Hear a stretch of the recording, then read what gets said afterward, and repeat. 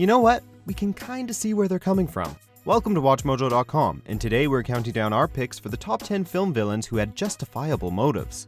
Before we begin, we publish new videos every day, so be sure to subscribe for more great content. For this list, we'll be looking at various movie villains who may have actually had a point, or at least sympathetic and understandable motives for doing what they did. Number 10. Syndrome, The Incredibles. There are many things that Pixar excels at, and creating memorable villains is definitely one of them. Syndrome was once a fan of Mr. Incredible, but after being rejected by him, he spends the next few years scheming his revenge. I invented these. I can fly. Can you fly? Fly home, buddy. I work alone. His ultimate goal is to become a hero in the eyes of the public and sell his powerful inventions, in turn making everyone a superhero and negating the term in the process. How do you think I got rich? I invented weapons, and now I have a weapon that only I can defeat. Sure, it's for entirely selfish reasons, but you can't deny that making everyone a superhero really isn't so bad. Would you turn down some of those crazy inventions if offered? Didn't think so. And when everyone's super, no one will be. Number 9. Vulture, Spider-Man Homecoming. Whether he's playing a comic book hero or the villain, Michael Keaton shines. I bought trucks for this job. I brought in a whole new crew. These guys have a family. I have a family.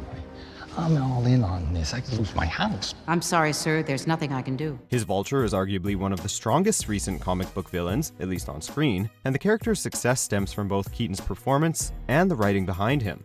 After being hired to clean up the Battle of New York, his business is run out by Tony Stark, forcing him to steal and sell the salvaged alien weapons on the black market. The world's changing.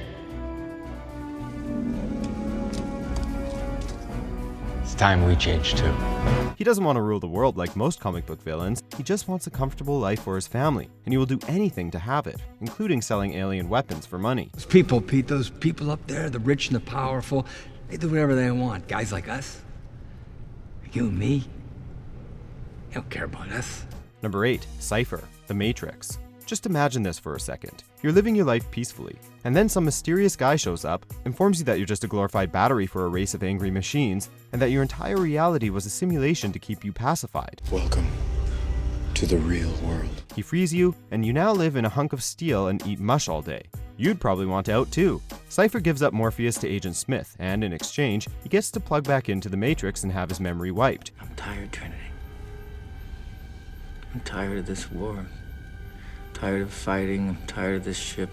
In short, he gets to go back to his normal existence. Now isn't that something you would want as well? As they say, ignorance is bliss. After 9 years, you know what I realize?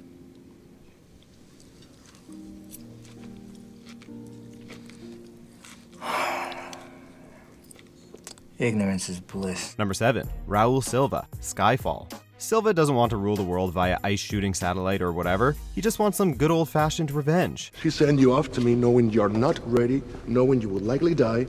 Mommy was very bad. After hacking into top-secret Chinese files without authorization, Silva is sacrificed in exchange for the release of numerous other operatives. Following 5 months of torture, he attempts to kill himself via cyanide capsule, which horribly disfigures him, but fails to take his life. They tortured me, and I protected your secrets. I protected you. Rarely is a James Bond villain so complex, but then again, these newest installments aren't like most James Bond movies. While we don't agree with his actions, we can certainly see why he would desire revenge. Being abandoned by your agency is bad enough, but that face adds serious insult to injury. Look upon your work, Mala. Number 6. Roy Batty, Blade Runner. I've seen things you people wouldn't believe. Not only does he give one of the most moving soliloquies in cinematic history, he is also arguably one of the medium's most sympathetic villains. Roy is a replicant, and to limit their emotional responses, they are given only 4 years to live. Deciding that this was not nearly enough, Roy travels to Earth to meet his creator, Dr. Tyrell, in the hopes of obtaining a longer lifespan. What seems to be the problem? Death. That's it, that's all. He simply wanted to live for more than 4 years, and he and his accomplices were subsequently hunted down for it. Yeah, we can see how he'd be a little ticked off. Time. Enough. Number 5. Old Joe, Looper. We know Old Joe is a child murderer, and yes, he is a complete monster for it. After his loop is ordered closed by the Rainmaker, the Rainmaker's men accidentally kill Joe's wife. In response, Joe sends himself back in time to kill the Rainmaker as a boy, Terminator style, to prevent his wife from being killed in the future. If she never meets you, she's safe. You don't understand. We don't have to give her up. I'm not gonna give her up. While killing young children is completely abhorrent, he clearly doesn't enjoy doing it. He's simply acting out of perceived necessity and the sheer love he has for his wife, and that's certainly at least a little sympathetic. Number 4. Andrew Detmer, Chronicle. Chronicle follows a similar vein of Carrie. Andrew is a loner who has a rough life both at school and at home, relentlessly bullied by students and abused by his alcoholic father. I went through your camera. What did you see?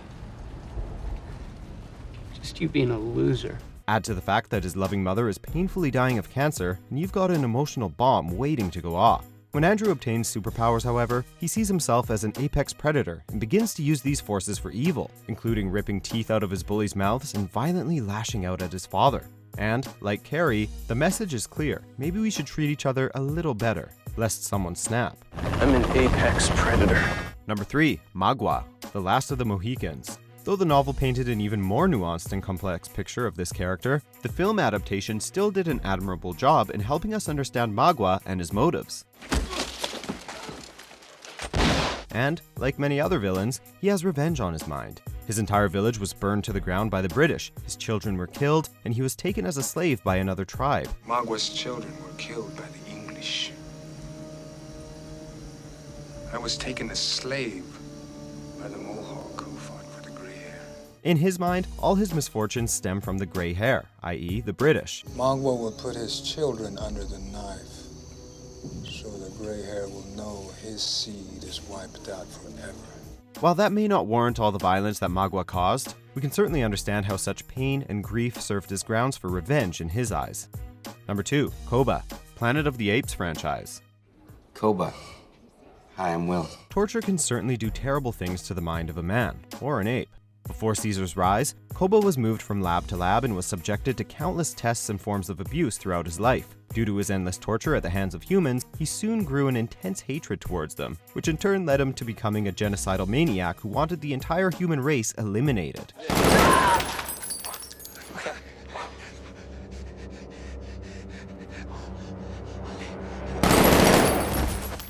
While he may have gone a bit extremist, we can't help but feel sympathy towards his plight and inhumane upbringing. Caesar. Weak. Number 1. Magneto, X-Men franchise. This is where your power was born. And this is where your people were slaughtered. Magneto is less villain and more a tragic anti-villain, not only because he is complex, but also because he's played by Ian McKellen and Michael Fassbender, and it's impossible to hate those guys. Magneto is a passionate crusader for the rights of mutants, and will do anything to protect his species from discrimination or extinction, even if that means going on the offensive. Who will you stand with, the humans or us? With a background not only as a mutant, but as a Jew, Magneto knows firsthand how cruel humans can be towards those they perceive as others, and aims to prevent another terrible outcome for those of his kind. While his actions may not be noble, his heart is in the right place. Doesn't it ever wake you up in the middle of the night? The feeling that one day they'll come for you and your children. Do you agree with our picks? Check out these other great clips from WatchMojo and subscribe for new videos every day.